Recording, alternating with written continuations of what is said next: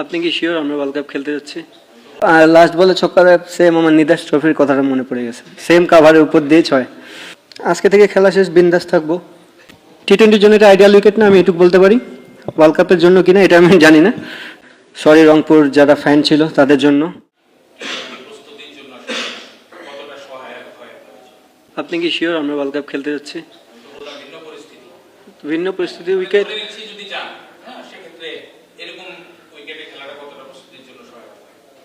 জানি না, এটা কোনো অ্যান্সার নেই। এখন থেকে ওয়ার্ল্ড কাপ এখন অনেক দিন বাকি, ওয়ার্ল্ড কাপ যাবো কিনা আদৌ এটা নিয়েও আমরা শিওর না।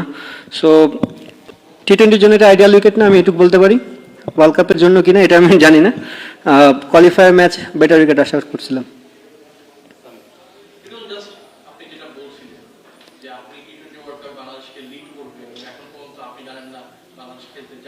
আপনি জানেন, আপনিও জানেন না, আমিও জানি না, সেম পেজে আছে।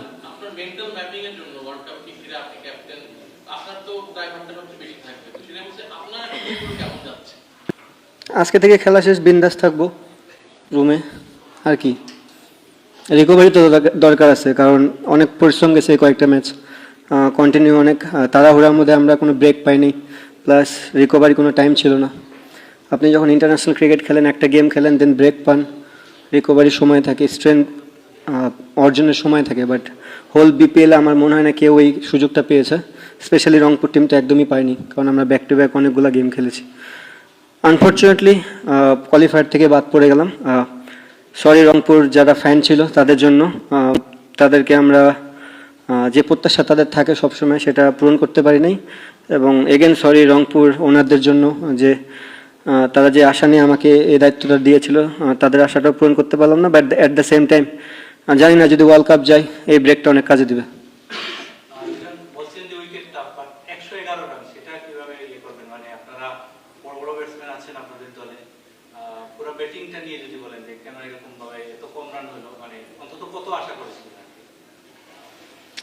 কি অ্যান্সার দেবো ভাই এটার? টাফ দেখে দুইটা টিমই তো স্ট্রাগল করছে, এমন না যে ওরা 10 ওভারে গেম জিতছে, লাস্ট বলে যায় গেম জিতছে এবং 6 রান লাগতো, তার মানে বুঝাই যাচ্ছে যে উইকেটটা টাফ। অবভিয়াসলি নতুন বলটা অনেক চ্যালেঞ্জিং ছিল। আমরা ওখানে আর্লি উইকেট পড়াতে কিছু ব্যাকফুটে চলে গেছি, বাট স্টিল আমাদের মনে হয় রিয়াদ ভাই এবং খুশদিল খুব ভালো ব্যাটিং করতেছিল, বা সোহান ভাইও যদি ওখান থেকে আরেকটু বড় করে দিত, হয়তো বা রানটা 130 গেলে ডিফারেন্ট স্টোরি হলে হতে পারতো।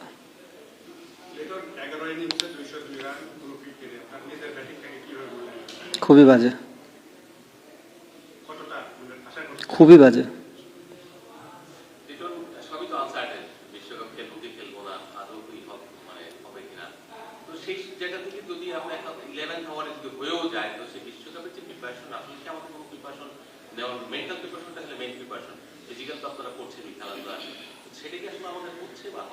এই যে এখন থেকে সুযোগ পাবো, যারা 23 তারিখ থেকে খেলা শেষ করবে, তারপর যদি বিশ্বকাপ হয় 7 তারিখে শুরু হবে, তাহলে 7 আর 23 থেকে 7 14 দিন মেন্টাল অনেক সুযোগ থাকবে আমাদের চিন্তা ভাবনা করার।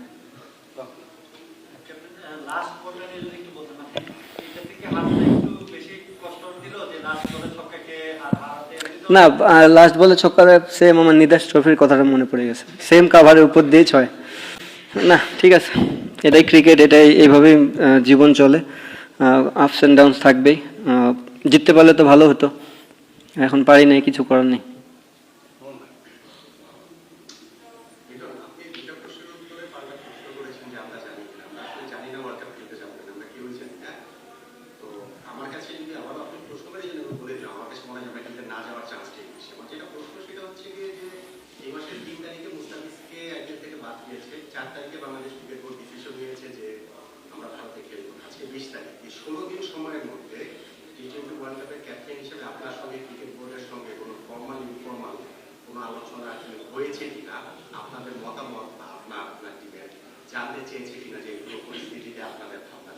No, I don't know, but হয়নি আমার সাথে।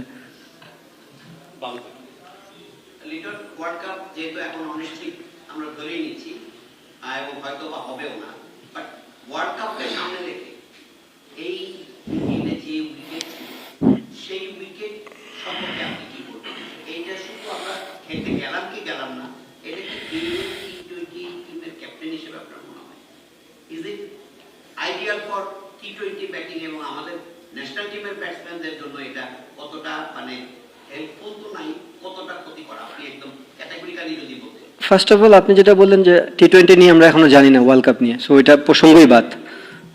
ক্রিকেটের জন্য আমার মনে হয় টি-20 ফরম্যাটটা আমি বলবো না যে একদম আইডিয়াল না, বাট কোয়ালিফায়ার ম্যাচ আপনি তো মানে এমন একটা সিচুয়েশনে গেম খেলতেছেন ডু অর ডাই, আপনি সম্পূর্ণ বলার ফেভারে দিয়ে গেলেন, তাহলে তো ক্রিকেটটা হলো না। আমার মনে হয় বেটার উইকেট বোর্ড টিমে আশা করছিল, ম্যাচ আমরা হারতাম সমস্যা নেই, বাট ক্রিকেটটা ক্রিকেটের মতন হলে মনে হয় একটু ভালো হতো। মানে বিশ্বকাপ যাওয়ার মানে Argentina idol state of mind মানে বিং বাংলাদেশ টি-20 ক্যাপ্টেন মানে আপনার এখন যে জীবন আইডিয়াল মনে করছে না ফর বিং বাংলাদেশ টি-20 ক্যাপ্টেন বিশ্বকাপ যাওয়া না যাওয়াটা মানে সিচুয়েশনটা হ্যাঁ ইট ইজ আইডিয়াল। দেখেন ভাই, অনেক কিছুই লাইফে আইডিয়াল না, বাট সার্টেন টাইমে চলে আসলে ওটাকে গ্রহণ করে নিতে হবে। এই যে আমরা এতগুলো টি-20 ফরম্যাট খেললাম, ম্যাচ খেললাম বিপিএল, এটাও তো আইডিয়াল না, বাট খেলতে তো হচ্ছে, এখন কি করবো বলেন? আপনার সঙ্গে আপনি বলেন বোর্ড কোনো আলোচনা করেন বা কিছু বলেন, আপনি নিজে কি আসলে একমত মানে এই বোর্ডের অবস্থানের সঙ্গে?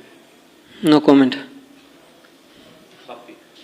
ক্যাপ্টেন এই মানে ন্যাশনাল টিমটা বারবার চলে আসছে, গত 2 বছর ধরে আপনি একটা টিম প্রিপেয়ার করেছেন, মানে গত 1 বছর ধরে আর কি, মানে আপনি ক্যাপ্টেন হওয়ার পর থেকে অলমোস্ট সেম টিম আপনি খেলেছেন, এর মধ্যে অনেকে খারাপ সময় গেছে, ভালো সময় গেছে, আপনি তাদেরকে ব্যাক করেছেন ফর দ্য ওয়ার্ল্ড কাপ। এখন যখন লাস্ট স্টেজে এসে এই ধরনের আনসার্টেনিটি, মানে এইটা আপনার ক্যাপ্টেনও আপনার কষ্ট লাগে কিনা যে আমি এত দিন প্রিপারেশন করলাম, এখন লাস্ট মোমেন্টে গিয়ে প্রিপারেশনটা নিতে পারছি না, এটা কি অ্যান্সার দেবো? মানে সবাই তো বিপিএল খেলতেছে, কিন্তু জিনিসটা এমন হতো যে খেলার বাইরে থাকতো, খেলতেছে, but at the same time যদি আপনি জানতেন যে আপনার গ্রুপ কে হবে, আপনি কোন দেশে যাচ্ছেন, এটা একটা হেল্প হতো। এখন যে জিনিসটা হাতেই নেই আমার, বা আমাদের ক্রিকেট ওভারঅল যতগুলো প্লেয়ার, আপনারা তো অলরেডি টিম জানেন যে কোন 15 জন যাবে, তো সেই 15 জনও এখনো জানে না যে আমরা কোন দেশে যাব বা কাদের বিপক্ষে খেলবো। আমার জায়গা থেকে আমি যেমন আনসার্টেন, সবাই আনসার্টেন। আমার মনে হয় পুরো বাংলাদেশি আনসার্টেন এই মুহূর্তে। লিটন, আমি এই প্রশ্নটা করার আগে আপনার কাছে বলে রাখি যে আপনি যদি চান যে উত্তর নাও দিতে পারেন, যদি মনে করেন যে আপনার জন্য সেফ না, যেটা হচ্ছে যে আমাদের যে ভারত এবং বাংলাদেশের মধ্যে যে এখন যে রাজনৈতিক বৈরিতা চলছে, সেফ না, সেফ না, সেফ না, নো অ্যান্সার। প্রশ্নটা করি আপনি আমি বুঝতে পারছি আপনি কি প্রশ্ন করবেন, ওটা আমার জন্য সেফ না, নো অ্যান্সার। আমি একটা কোশ্চেন লং টার্ম নিয়ে করতেছি, সেটা হচ্ছে লং প্রথম থেকেই তাদের বিদেশি এবং দেশি প্লেয়ারদের একদম রেখেছে যাতে একদম শেষ পর্যন্ত তারা একই প্র্যাকটিস অনুযায়ী তারা খেলতে পারে বা কন্ডিশন বুঝেই করে। গতবার যে একটু ডিফারেন্ট, তারা ম্যাক্সিমাম ভালো প্লেয়ার নিয়ে এনেছে, তো সেই টিম হঠাৎ করে মানে এইরকম সন্দেহপূর্ণ হওয়ার কারণ কি? আপনার ধরেন মাঝখানে 2টা ম্যাচ হারলো, তারপর আবার এখানে এসে কোয়ালিফায়ার, তার খুব আউটস্ট্যান্ডিং ক্রিকেট খেলার কথা।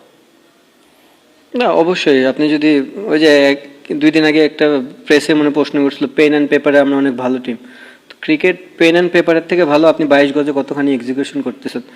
পেন অ্যান্ড পেপারে আমরা ব্যাটিং বোলিং ভালো, আমরা ফিল্ডিংয়ে খারাপ, সো ম্যাক্সিমাম ম্যাচে তো আমরা ফিল্ডিং অনেকটা আমাদের ভুগিয়েছে। সো আজকের দিনেও দেখবেন আমরা অনেকগুলো এক্সট্রা রান দিয়েছি, আমাদের হাত থেকে রান নিয়ে নিয়েছে। সো যখন লো স্কোরিং করবেন তখন আপনার ফিল্ডিং ইউনিটটা অনেক ইম্পর্টেন্ট।